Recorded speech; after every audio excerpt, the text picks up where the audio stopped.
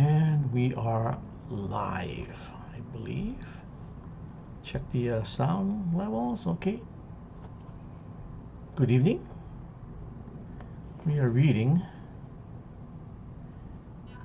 Welcome to Dead House, an R.L. Stine Goosebumps book. Tonight we are reading Chapter 7.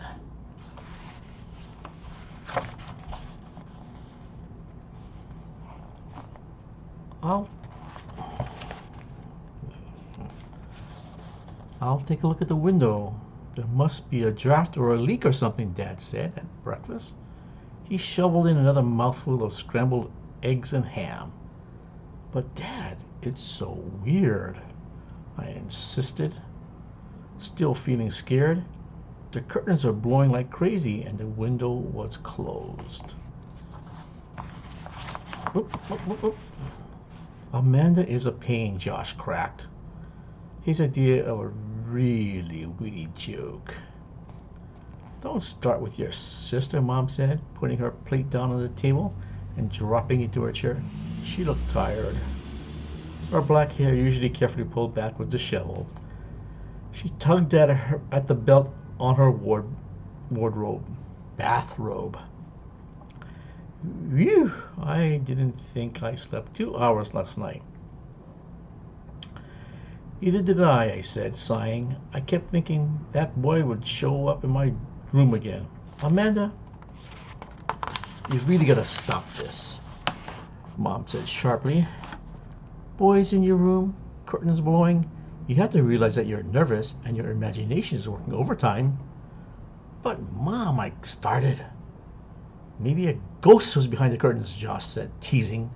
He raised up his hands and made a ghostly ooh wail. Whoa, Mom put a hand on Josh's shoulder. Remember what you promised about scaring each other? It's going to be hard for us all to adjust to this place, Dad said. You may have dreamed about the curtains blowing, Amanda. You said you had bad dreams, right? The terrifying nightmare flashed back into my mind. Once again, I saw the big platter of bones on the table. I shivered. It's so damp in here, Mom said. A little sunshine will help dry the place out, Dad said. I peered out the window. The sky had turned solid gray. Trees seemed to spread darkness over our backyard. Where's P.T.? I asked. Out back, Mom replied, swallowing a mouthful of eggs. He got up early too. Couldn't sleep, I guess. So I let him out.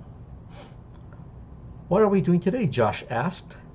He always needed to know the plan for the day. Every detail. Mainly so he could argue about it. Your father and I still have a lot of fun packing to do, Mom said, glancing at the back hallway, which was cluttered with unopened cartons. You two can explore the neighborhood. See what you can find out. See if there are any other kids your age around. In other words, you want us to get lost, I said. Mom and Dad both laughed. You're very smart, Amanda. But I want to unpack my stuff, Josh whined. I knew he'd argue with the plan, just like always. Go get dressed and take a long walk, Dad said. Take Petey with you, okay? And take a leash for him. I left one by the front stairs. What about our bikes? Why can't we ride our bikes? Josh asked. They're buried in the back of the garage, Dad told him. You'll never be able to get them out. You'll never be able to get to them. Besides, you have a flat tire.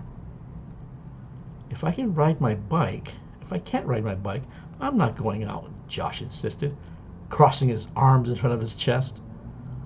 Mom and Dad had to argue with him, then threaten him. Finally, he agreed to go for a short walk. I finished my breakfast thinking about Kathy and my other friends back home. I wonder what the kids were like in Dark Falls. I wonder if I'd be able to find new friends, real friends. I volunteered to do the breakfast dishes since Mom and Dad had so much work to do. The warm water felt soothing on my hands as I sponged the dishes clean. I guess maybe I'm weird. I like washing dishes. Behind me from somewhere in the front of the house, I could hear Josh arguing with Dad. I could just barely make out the words over the trickle of the tap water. Your basketball is packed in one of those cartons, Dad was saying. Then Josh said something.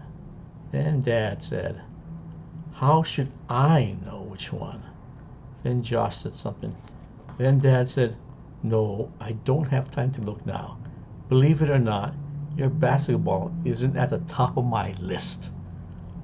I stacked the last dish on the counter of the drain and looked for a dish towel to dry my hands. There was none in sight. I guess they hadn't been unpacked yet. Wiping off my hands on the front of my robe, I headed for the stairs. I'll be dressed in 5 minutes, I called to Josh, who was still arguing with Dad in the living room. And we can go out. I started up the front stairs, then stopped. Above me at the landing stood a strange girl, about my age, with short black hair. She was smiling down at me, not a warm smile, not a friendly smile, but the coldest, most frightening smile I had ever seen. End of chapter 7. End of stream. Click. Oh, wait, not yet. What was the other thing?